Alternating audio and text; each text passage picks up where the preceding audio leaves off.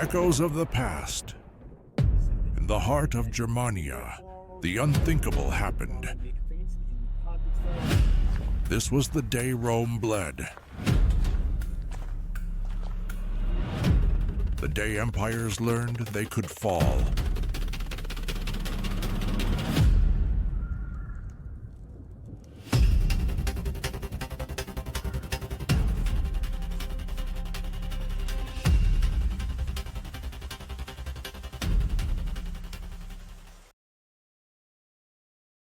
The autumn sky opened with a relentless downpour.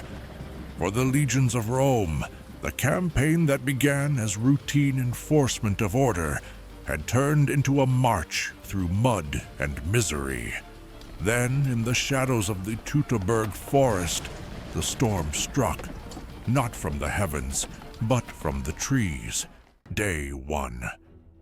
The column stretched for miles, a vulnerable serpent of men, wagons, and animals. Suddenly, the forest erupted. Spears and arrows rained down from above, unseen enemies howling from the darkness. Trees had been felled across the narrow track, blocking movement, trapping men in chaos. Roman shields clashed upward, but formations crumbled on the uneven ground. Varus tried to rally his men, but thunder and rain drowned out command. What was once discipline dissolved into confusion. And amid it all, Arminius was gone. He had slipped away under the pretense of scouting. Varus's trusted guide had revealed his true colors. Day 2. The legions regrouped as best they could, forming desperate camps in the rain-soaked forest. Exhaustion gnawed at them. Their supplies, meant for a routine march, dwindled quickly. When dawn broke, Arminius returned, not as ally, but as executioner. Germanic warriors surged again, striking from marshes and ridges. The Romans, weighed down by armor, stumbled through mud while their enemies vanished like ghosts among the trees. Each skirmish cut deeper into the column's strength. Fear began to spread. Day 3. The retreat dragged on. Varus sought open ground, a chance to fight in the formations Rome had perfected over centuries. But the forest denied him. Paths wound into swamps. Shields grew heavy with rain, and wounded men slowed the march. The enemy showed no mercy. At every turn, they ambushed, vanishing before counterattack. Legionaries collapsed from exhaustion, their once proud eagles now guarded with desperate futility. Around them, the cries of the dying mingled with the storm. The soldiers realized they were not marching to safety, they were being hunted. Day 4. The end came swiftly and without redemption, trapped in a narrow defile. Hemmed in by ridges fortified by the tribes, the remnants of Varus's force faced annihilation. The Germanic warriors struck in a final, crushing assault. Legionaries fought bravely, but their formations shattered against terrain designed to break them. One by one, the eagles fell. Surrounded, broken, Varus understood the truth. There would be no escape, no honor left to salvage. Refusing capture, he fell upon his sword. His officers followed. The legions, 17, 18, 19, ceased to exist. Their names would never again be issued in the Roman army. In 4 days, nearly 20,000 Romans were annihilated. Arminius had unleashed not only the fury of the tribes, but the fury of the land itself. Rome had marched into the wilderness, believing law and order could tame it. Instead, the forest swallowed them whole. If you had been a Roman soldier trapped in the forest, would you have fought to the last breath, or tried to surrender in hopes of survival? The battlefield of Teutoburg was no longer a place of strategy. It had become a graveyard. After 4 days of unrelenting ambushes, the Roman legions were shattered beyond recognition. Those who survived the final assaults stumbled through the dense forest and marshes, not as soldiers, but as prey. Many were captured, only to face fates worse than death. Tacitus later described the scene of the survivors being trampled. The defeat was not simply military, it was symbolic. For Rome, the loss of 3 entire legions was an almost unthinkable disaster. The imperial eagles, sacred standards that embodied the soul of each legion, were seized by the Germanic warriors. To lose an eagle was to lose honor itself. And in Teutoburg, Rome lost 3. Back in Germania, the victorious tribes did not merely celebrate. They glorified Arminius as the liberator of their people. Once a Roman-trained soldier, he was now hailed as the embodiment of Germanic freedom. Cassius Dio writes that Arminius was praised as the deliverer of Germania.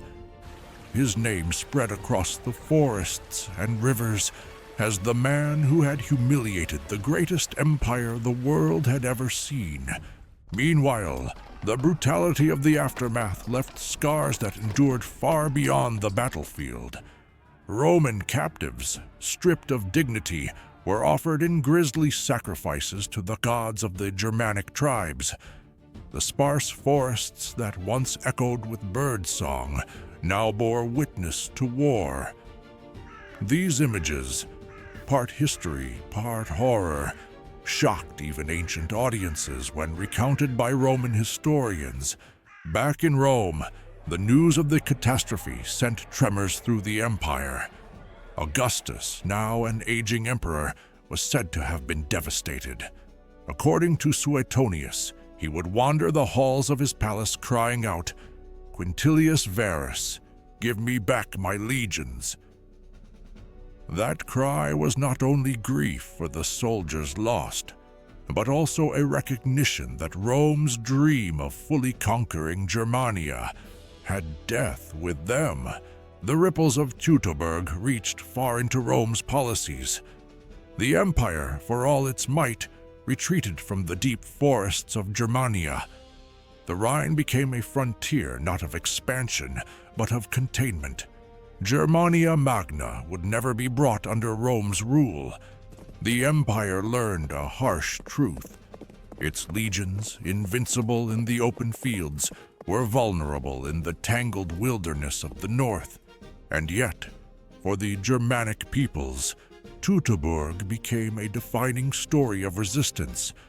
Arminius stood as proof that even the greatest empire could bleed, could be humbled. His betrayal of Rome was not seen as treachery, but as destiny, a reclamation of freedom stolen by conquest. But was he truly a liberator, or just another warlord whose name was magnified by circumstance? The ancient sources remain divided. Tacitus admires his courage, while others whisper of arrogance, ambition, and eventual downfall. Arminius himself would not live long to enjoy his triumph. He was later murdered by his own kin. The forest that had given him victory would also swallow his legacy in blood. So the fall of Teutoburg is not just about the soldiers left behind on the battlefield. It's about the collision of two fates. Rome, an empire that sought eternal dominion, and Germania, a land that refused to be chained. In the silence after the slaughter, the world understood that Rome was not invincible. What do you think? Was Arminius truly the liberator of Germania? Or was he simply using betrayal as a weapon to carve out his own power? In the aftermath of Teutoburg, Rome itself seemed shaken. For the first time in its history, the empire faced the reality that its legions, symbols of order and dominance, could be destroyed by what many in Rome had dismissed as barbarians. Augustus, the emperor who had brought peace to a fractured republic and claimed to have secured the world, was devastated.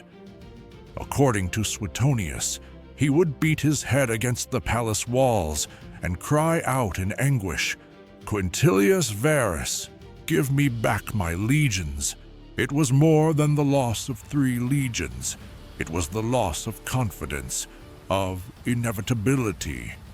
Teutoburg proved that Rome was not invulnerable, that the very heart of the empire could be pierced not only by armies, but by arrogance and betrayal. For Augustus, who had carefully crafted an image of eternal stability, the disaster was personal. His dream of expanding the Roman frontier to the Elbe River was shattered. Never again would a Roman emperor attempt a permanent conquest of Germania Magna. The forests beyond the Rhine were abandoned, and the empire shifted from aggressive expansion to cautious defense. The Rhine and Danube became the borders Rome would hold for centuries, but the lesson of Teutoburg went deeper. Varus embodied the complacency and overconfidence of imperial power. He believed Roman law and taxation could be imposed without resistance, that fear of Rome was enough to guarantee obedience. He ignored warnings. Segesta's desperate pleas about Arminius' betrayal went unheeded and paid the ultimate price. And then there was Arminius. To the Romans, he was the arch-traitor, a man raised in their ranks who turned the very skills Rome had taught him against them. To his own people, he was the liberator, the one who shattered Rome's illusion of invincibility. Tacitus later reflected that Arminius was, beyond doubt, the liberator of Germany. His name endured as a symbol of resistance, though he himself would not survive the shifting tides of tribal politics. The resolution of the story of Teutoburg, then, is not one of victory, but of revelation. Rome remained powerful, its empire vast and enduring, but the myth of absolute supremacy had been broken. From this point on, every Roman emperor, from Tiberius to Marcus Aurelius, would govern with the memory of Teutoburg lurking in the shadows, a warning that even the mightiest power could bleed. For us, the lesson is timeless. Absolute strength is an illusion. Empires fall not only to foreign enemies, but to arrogance, misjudgment, and betrayal from within. The Battle of Teutoburg. Forrest reminds us that history is shaped as much by human pride and error as by swords and shields. Do you think Rome's greatest enemy at Teutoburg was really Arminius? Or was it Varus's arrogance that doomed the legions? In the quiet of his palace, Augustus sat in the shadows. The emperor who had ruled the known world with unmatched authority now carried the ghost of a single word, Teutoburg. The cries of the lost legions haunted him, and the echo of betrayal lingered in every corridor of power. Rome had been wounded, and though the empire still stood, its pride bore a scar that would never fully heal. Yet in that darkness a spark remained. A young general, Germanicus, adopted son of Tiberius and heir to Rome's martial tradition, rose to prominence. He carried with him not only the bloodline of Rome's greatest houses, but also an unyielding determination to avenge the humiliation of Teutoburg. In the coming years, Germanicus would lead punitive campaigns across the Rhine, striking fear back into the tribes and recovering 2 of the lost legionary eagles. The torch of vengeance had been lit, a symbol that Rome might bend, but it would not break.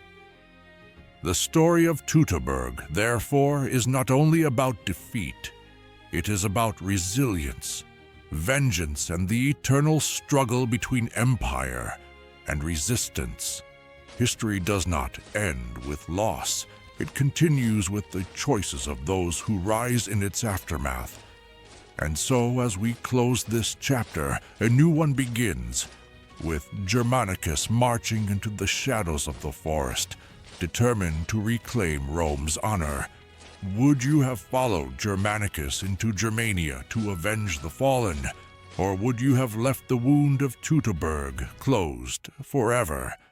And don't forget, if you enjoyed this journey into one of Rome's darkest hours, like, share, and subscribe, so you won't miss the next chapter in our epic series.